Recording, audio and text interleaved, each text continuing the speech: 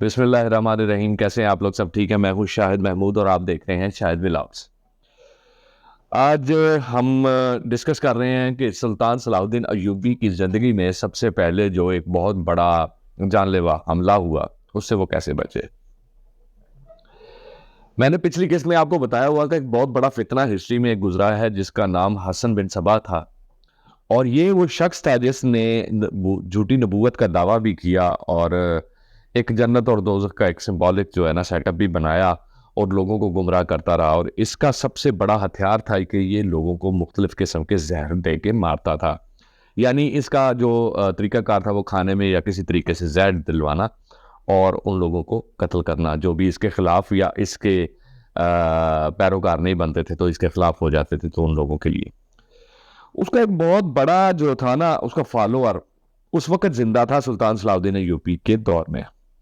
ये मिस्र में एक बहुत बड़ा बारिश बुजुर्ग था, बड़ी सफ़ेद दाढ़ी, चेहरा बड़ा नूरानी और बड़ी जनाब हर हर वक्त तस्बीह और अल्लाह अल्लाह करना और अपनी वो खानका के अंदर जनाब अपने आप को बंद रखना और बड़ा खानकाई निज़ाम और लोगों को तरस देना, ये सब कुछ उसमें था। नमाज और रोज़े का पाबंद, हज और ज़कात का पूरा पाबंद, लेकिन अंदर से वो हसन बिन सबा का राइट हैंड था या उसका फॉलोअर था। उसका नाम था बारबक। अब ये बारबक जो है इसका लोगों के ऊपर रोब बहुत ज्यादा था। लोग उसको बहुत बड़ा मतलब ना एक समझते थे कि यार ये हमारे लिए ना बहुत बड़े बुजुर्ग हैं और बड़े वलीउल्लाह हैं और इनकी किसी किस्म की तज़हीक जो है वो हमें बारे में नहीं है, मतलब हम इसको बर्दाश्त नहीं कर सकते। इसी का वो फायदा उठाता था। इसी का फायदा इस तरीके से उठाना कि उसने लोगों के अंदर अपनी बड़ी एक ठाक बनाई हुई थी और लोग उसके साथ मतलब इवन के खलीफा जो था वो आज़ादुद्दीन जो था वो खुद इसके बड़े मतलब ना पैरोकारों में से था और उसके आगे नहीं बोलता था। इसके साथ अबू जाफर और अली नासरी जो थे ना, ये दोनों मिल गए। इन्होंने प्लान ये किया। अब ये अबू जाफर और अली नासरी ये दोनों जो थे ये भी थे तो मतलब उसकी खलीफा जो था ना अपना आज़ादुद्दीन उसके महल के अंदर उसके अपने बड़े बहुत अमीरान में से थे, लेकिन बेसिकली वो फॉलोअर्स थे हसन बिन सबा के। और उसके बाद ये जो बारबक था इसको फॉलो करते थे कि यार he is the second one after Hasan bin Saba. अब इसमें क्या हुआ कि इन्होंने मिलकर एक प्लान बनाया कि जी अब किसी तरीके से सलाहुद्दीन अय्यूबी ने जैसे ही पूरी सिक्योरिटी अपने हाथ में ले ली और अपने तमाम जो थे उसके पुराने आज़ादुद्दीन के जो गार्ड्स थे उनको ख़त्म करके उनको रिप्लेस करके अपने उन लोगों को भर्ती किया जिन्होंने उसके हाथ पर बैत की थी कि हम अल्लाह और उसके रसूल के अहकाम के अलावा किसी भी हुक्म को किसी भी तरह से नहीं मानेंगे और उसके पूरे अपनी जान जो है वो अल्लाह और उसके रसूल की राह में देने के लिए हरदम तैयार रहेंगे। तो ये वो लोग थे जो जिन्होंने सलाहुद्दीन अय्यूबी के हाथ पर बैत की थी और ये तकरीबन इनकी तादाद 1000 थी जो उस वक्त महल के ऊपर इनको जो है ना मुहाफ़िज़ीन के तौर पे लगाया गया। आज़ादुद्दीन भी बहुत ज्यादा तंग था क्योंकि वो समझता था कि ये पिछले जितने भी लोग थे मेरे अपने गार्ड्स को चेंज करके ये नए बंदे लगा दिए तो तुमने मुझे महकूम कर लिया या क्या कर लिया। लेकिन ये एक बहुत बड़ा मसला बन गया। कहानी को कट शॉर्ट करता हूँ इसलिए कि आपका ज्यादा टाइम ना लगे। अब बारबक और ये जो अबू जाफर था, अली नासरी था, इन्होंने मिलकर एक प्लान बनाया कि इसने कुछ 25 से 30 लोग वहां पे जो वो लोग थे, ये ना फिदायीन कहते थे उनको। हसन बिन सबा के जितने भी फॉलोअर्स थे ना, पैरोकार थे, मुरीद मुरीद थे ना, उनको फिदायीन के नाम से जाना जाता था कि ये फिदायीन है, अपने आप को फिदा करने वाले। इन्होंने 25 से 30 लोग इकट्ठे किए, उनको बड़े पुराने कपड़े पहनाकर जनाब बड़े फटे पुराने कपड़े हालात और मफलूकुल हाल बनाकर उनको जो है ना भेज दिया सुल्तान सलाहुद्दीन अय्यूबी के महल के बाहर। और वहां पे गार्ड्स को उन्होंने जाके वहां पे रोना पीटना शुरू कर दिया कि जी हम लोगों के साथ बहुत बड़ा जुल्म हुआ है और हम जो है वो बादशाह से मिलना चाहते हैं, खलीफा से मिलना चाहते हैं। खलीफा ने उस वक्त मना कर, उन्होंने गार्ड्स ने कहा जी खलीफा किसी से नहीं मिलते। उन्होंने कहा ठीक है जी, हमें फिर सलाहुद्दीन अय्यूबी साहब से मिला दें। वजीर आजम थे उस वक्त। उन्होंने कहा जी वो भी अभी नहीं मिल सकते, आप अपनी बात करें तो जो भी करना है उसके मुताबिक। उन्होंने कहा नहीं जी, वो रोना पीटना जैसे शुरू हो जाता है, हमारी इज्जतें थी, हमारी बेटियों की इज्जतें पामाल हो गई और फलां हो गया ढमकान हो। जब ये बात सुनी तो बहुत उनकी आवाजारी सुनी तो वो गार्ड जो थे ना वो जोरा थोड़े से कॉन्शियस हुए कि मामला लगता है कुछ ज्यादा खराब है। वो फौरन उनमें से एक गार्ड गया जाके उसने। अब आज़ादुद्दीन खलीफा थे और आज़ादुद्दीन जो था वो इनका दोस्त था, अपना ये अपना सलाहुद्दीन अय्यूबी का वो मुशीर भी था और साथ आज़ादुद्दीन जो था, तकरीबन नाम तकरीबन मिलते जुलते हैं। इसलिए थोड़ी-सी वो मुझे भी कन्फ्यूज़न हो जाती। अब ये अज़ुद्दीन और सलाहुद्दीन अय्यूबी किसी ना सियासी मसले के ऊपर ना बैठे अपने रूम में बहस कर रहे थे। तो वो गार्ड आता है, आके उनको ये कहता है जी कि बाहर 25-30 लोग हैं और उन लोगों में बड़ी उनकी बुरी हालत है और वो बड़ी आउज़ारी कर रहे हैं, आपसे मिलना चाहते हैं, अपनी शिकायत लेकर आए हैं। तो सलाहुद्दीन अय्यूबी ने कहा कि उन सबको आने की बजाय उनके किसी एक बंदे को उनका नुमाइंदा बनाकर मेरे पास ले आओ यहाँ पे, मैं उसकी बात सुन लेता हूँ और जो भी होगा उसका हल निकाल लेंगे। गार्ड ने जाकर जब ये कहा तो उन्होंने आगे से जवाब दिया कि नहीं, हम सारे के सारे जाएंगे, एक बंदा नहीं जाएगा। इसी बहस और तकरार में उन लोगों ने अपने अंदर जो अपनी जो आस्तीनों में छुपे हुए खंजर थे वो निकाले और उन्होंने एकदम से जन जो थे गार्ड्स थे उन पर हमला कर दिया।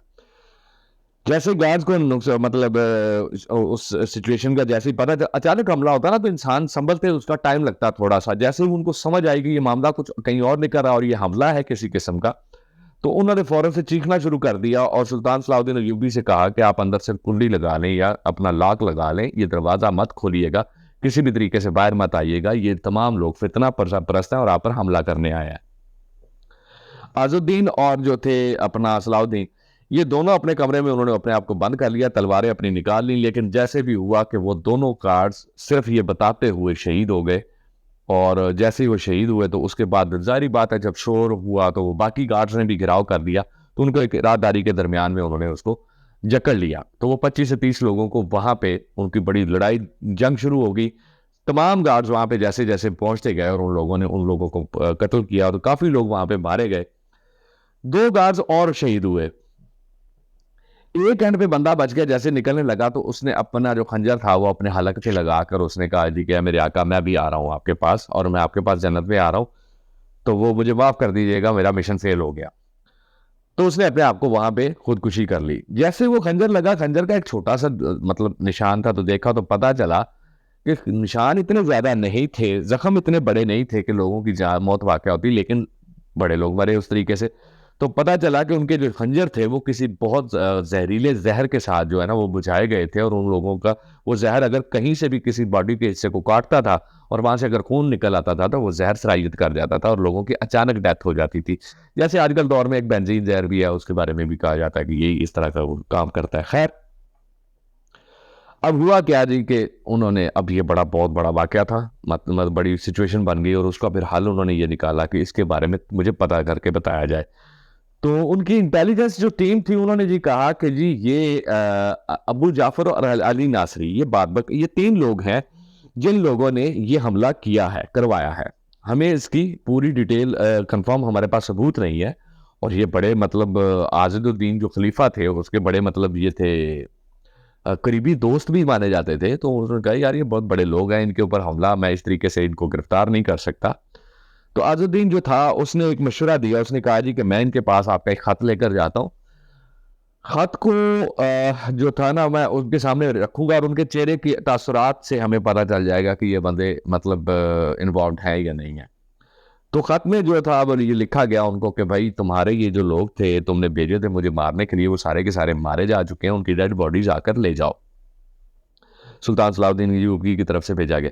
अब जैसे ही उन्होंने खत पढ़ा तो डेफिनेटली एक अनकॉन्शियसली एक इंसान जो है ना वो कॉन्शियस होता है और उसका रंग उड़ जाता है और बड़ी हालत उसकी बुरी होती है। फिर उन्होंने अपने आप को संभाला जैसे भी, लेकिन अज़ुद्दीन को पता चल गया कि ये दोनों भी शामिल हैं।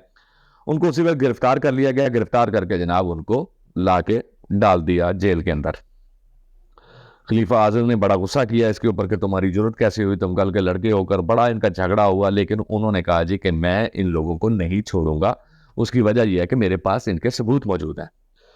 उन्होंने कहा सबूत मेरे सामने लाओ। उन्होंने कहा जी इसके लिए मुझे टाइम दिया जाए, मैं इनकी इंक्वायरी करूंगा क्योंकि मेरे ऊपर जानलेवा हमला हुआ है और इसके लिए मैं इनको नहीं छोड़ सकता। बड़ी बहस हुई, लेकिन जब कोई सबूत ना आए इस तरह से डेफिनेटली वो इंक्वायरी के बाद ही निकलना था। तो खलीफा आज़द ने जो है ना सुल्तान सलाहुद्दीन अय्यूबी को माजूल कर दिया। उन्होंने कहा जी कि तुम मेरे महल से निकल जाओ और मिस्र की सरजमीन से बाहर चले जाओ। सुल्तान सलाहुद्दीन अय्यूबी ने माजरत के साथ ये कहा जी कि आपका हुक्म अपनी सर आंखों पे, लेकिन मैं यहाँ से जब तक ये फितना खत्म नहीं होगा मैं यहाँ से नहीं जा सकता। ये मेरी मजबूरी समझ लें, मेरी जिद समझ लें या जो मर्जी समझ लें इसको। ये कहकर सुल्तान सलाहुद्दीन अय्यूबी वहां से चले गए। खलीफा आज़द ने बड़ी मतलब इस बारे में बड़ा गुस्सा आया उसको शदीद के, एक वजीर आजम होकर और मेरे हुक्म की पामाली कर रहा है और मेरे हुक्म को नहीं माना। उसने चीफ ऑफ आर्मी स्टाफ को बुला लिया। चीफ ऑफ आर्मी स्टाफ को जब बुलाकर उसने कहा जी कि ये फौरन से पहले इसको गिरफ्तार करो और इसको यहाँ से मुल्क से बदर कर दो, तो उन्होंने भी आगे से माजरत कर ली कि जी मैं माजरत करता हूँ कि मैं सलाउद्दीन अय्यूबी के साथ इस तरह से रवैया नहीं रख सकता, क्योंकि हम लोगों ने उनके हाथ पर बैत की है कि हम इस्लाम के हक पे किसी भी किस्म का किसी का एक दूसरे का नुकसान नहीं करेंगे और हम फितनों को ख़त्म करेंगे। दोबारा आप भी कोशिश कीजिएगा कि आप मुझे इस तरह का ऑर्डर ना दें।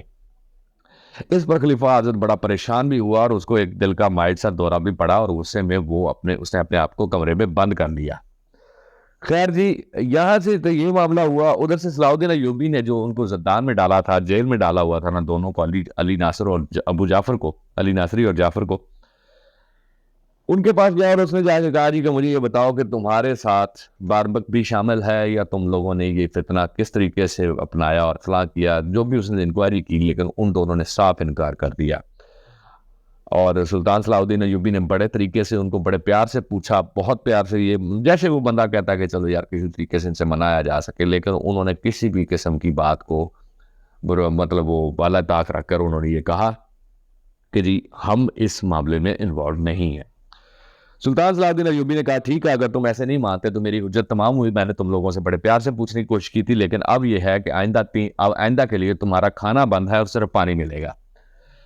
एक दिन तो उन्होंने बड़े मुश्किल से काट लिया। उनको ये फिक्र थी कि आज़दुद्दीन जो खलीफा है वो हमें निकलवा लेगा, तो हमें फिक्र ही कोई नहीं है। लेकिन हुआ क्या कि जब वो 2 दिन गुजरे, तीसरा दिन गुजरा, सब ने जनाब बगावत कर दी। बगावत इस सेंस में की क्या, उन्होंने उसका हुक्म मानने से इनकार कर दिया। तो उन्होंने अब वो खलीफा आज़द का जो तो प्रेशर था ना, वो तो उनके दिमाग से अब झाग की तरह बैठना शुरू हुआ और उनको भूख ने बड़ा सताया। तीसरे दिन सुल्तान सलाउद्दीन अय्यूबी उनके पास जाते हैं और जाकर पूछते हैं कि जनाब कोई अकल टिकाने आई या और आपके लिए कुछ किया जाए। उन्होंने खैर मरते डरते जो भी कोई चक्कर आ रहे थे और उसने कहा तुम लोग हमारे साथ तुम बहुत बड़ा जुल्म कर रहे हो और हम तुम्हें छोड़ेंगे नहीं, ये करते करते। और जब भूख इतनी शदीद होती है तो इंसान जो है ना, उसका ईमान भी डगमगा जाता है। तो उन्होंने कहा जी ठीक है, आप अगर हम कुछ खाना दे दें तो हम आपको सच बताने के लिए तैयार हैं। सुल्तान सलाउद्दीन अय्यूबी ने उनके लिए बहुत अच्छी ज़ियाफ़त और उनके जो शान निशान खाना मंगवाया, उनको खिलाया। जब खा लिया उन्होंने तो वो खाने के नशे में जो जो बंदा बड़े अरसे बाद खाए ना, तो उसको एक गुनूदगी सी आती है।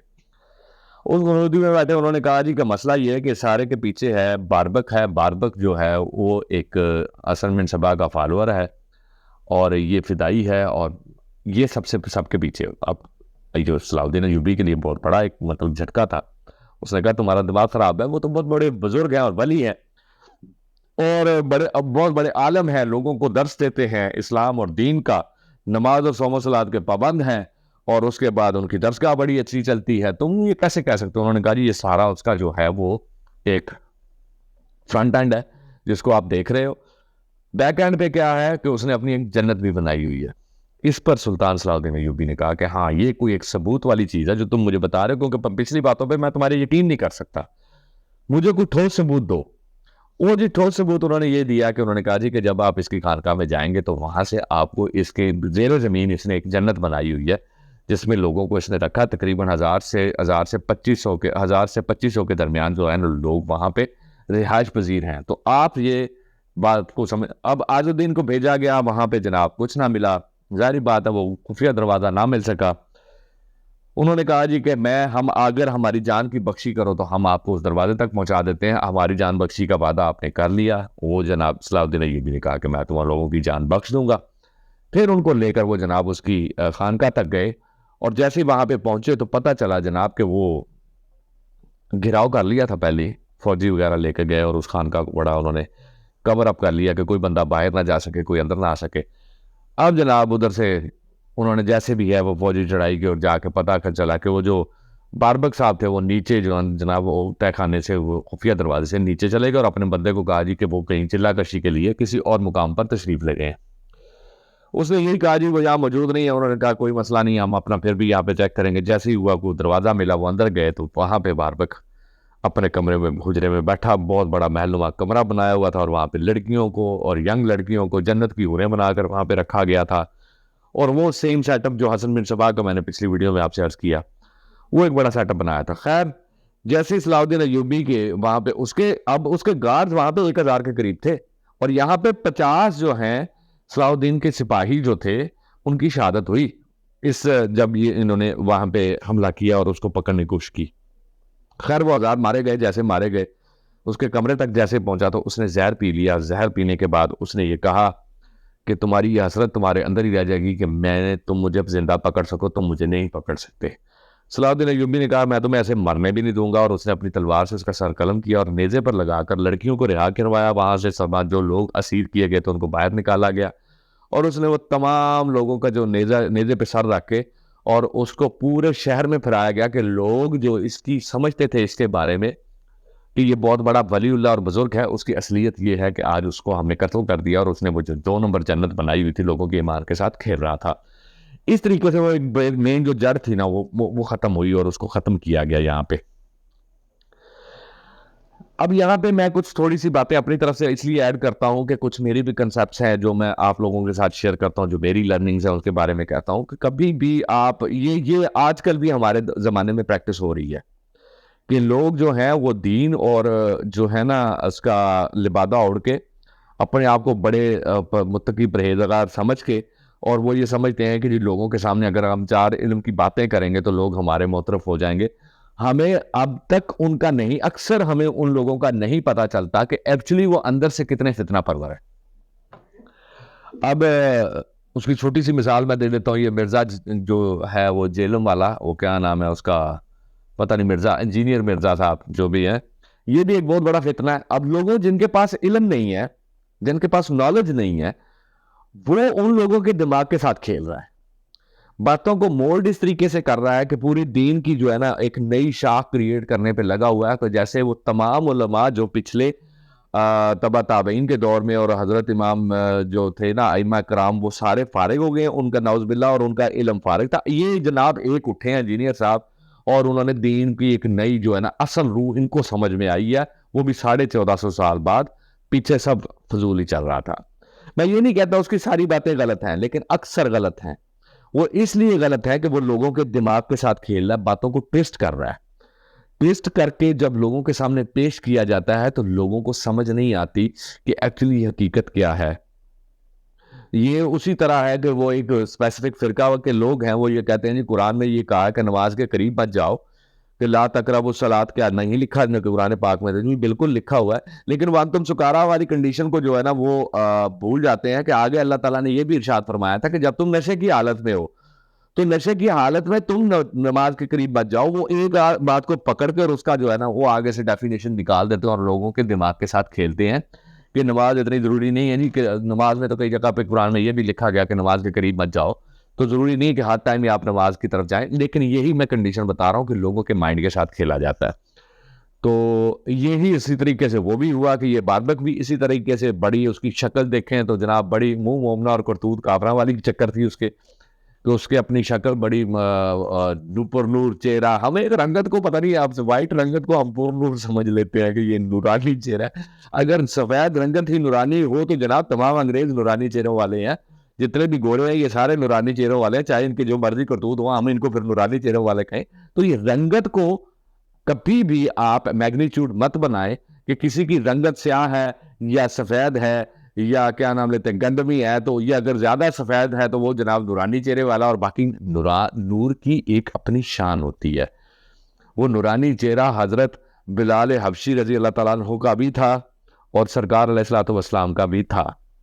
अब नूर की कंडीशन क्या है कि वो नूर की कंडीशन ये होती है कि जब आपकी नजर उस चेहरे पर पड़ती है तो आपको सबसे पहले अल्लाह और उसका रसूल याद आता है, और उस चेहरे से आपको नजर आता है कि वाकई एक सुकून, एक इटर्नल जो है ना सेटिस्फैक्शन आपके अंदर जो है ना वो सराहियत करती है। तो ये मत समझा करें कि जनाब ये जो व्हाइट कलर में जितने भी वो सारे नूरानी चेहरे वाले हैं, देखेंगे कितना चेहरा चेहरे से नूर टपक रहा है, तो नूर टपकने के लिए तो जनाब वो जितने भी इस्माइली हैं इनके तो बहुत ज्यादा टपकता है, फिर इसका मतलब है ये भी बड़े अच्छे भले हो गए। तो ये मत किया करें। इसके बारे में थोड़ी सी ये मैं वजाहत आपसे कर रहा था कि ये एक बहुत बड़ा फितना था हिस्ट्री का। आगे हाथ से हम सलीबी जंगों की पूरी तरतीब में आपके सामने रखूंगा कि कैसे कौन कौन सी जंगें हुई, कहाँ कहाँ से जाकर कैसे बैतुल मुकद्दस को दोबारा फतह किया गया। तो आज की जो डिटेल थी इसका खात्मा यहाँ पे करते हैं, और मेरे लिए और मेरी इस टीम के लिए दुआ किया करें, अपने और अपने चैनल का ख्याल रखिएगा, दुआ में याद रखिएगा। अल्लाह हाफिज़।